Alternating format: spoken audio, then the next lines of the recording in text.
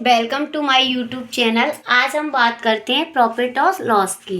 It's a very important and interesting topic कि profit और loss क्या होता है। हमारी ये डेली लाइफ में भी हम इसे यूज़ करते हैं प्रॉफिट और लॉस को, कि हमें किस चीज़ में कितना प्रॉफिट है, क्या किस में लॉस है।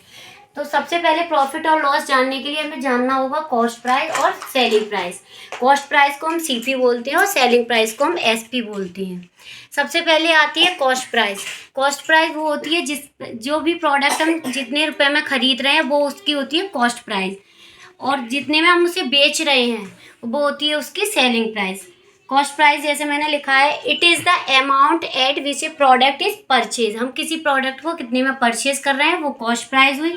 It is the amount at which A product is sold, यानी हम उसे कितने में बेच रहे हैं वो ही उसकी selling price.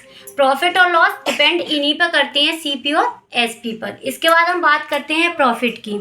If a product is sold at a price more than its cost price then the seller makes a profit.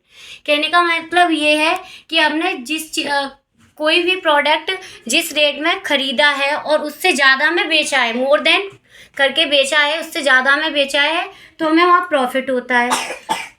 इसे हम ऐसे भी समझ सकते हैं, CP is less than SP, यानी कॉस्ट प्राइस अगर हमारी सेलिंग प्राइस से कम है तो हमें उसमें प्रॉफिट हुआ।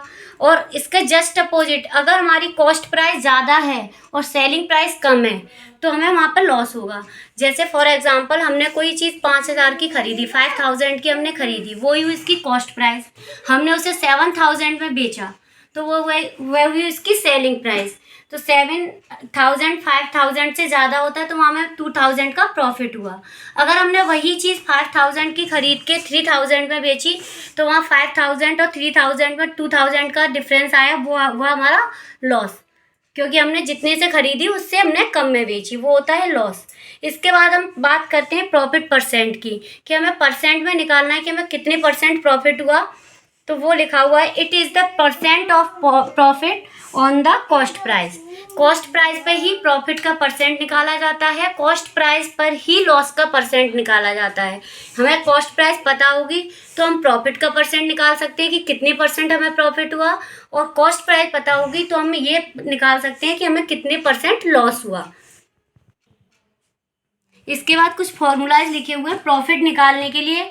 तो हम प्रॉफिट निकालने के लिए हम ये फॉर्मूला यूज़ करेंगे, selling price it means SP minus CP. जिस रेट में हमने प्रोडक्ट को बेचा है उसमें से हम जिस रेट में हमने प्रोडक्ट को खरीदा है उसको घटा देंगे या माइनस कर देंगे तो हमें मिल जाएगा उसका कितना प्रॉफिट हुआ।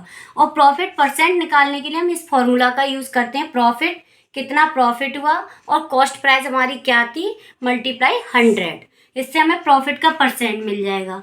सेम एज हमें लॉस का परसेंट निकालना है, कितने परसेंट हमें लॉस हुआ, तो हम इस फॉर्मूला का यूज़ करेंगे। इसमें जब हम लॉस निकालेंगे तो यहाँ लॉस का यूज़ करेंगे, प्रॉफिट निकालेंगे तो यहाँ प्रॉफिट का यूज़ करेंगे, अपॉन कॉस्ट प्राइस इंटू 100। इसके बाद हम अगर लॉस निकालना होगा, लॉस परसेंट निकालने के लिए हमें लॉस भी निकालना होगा।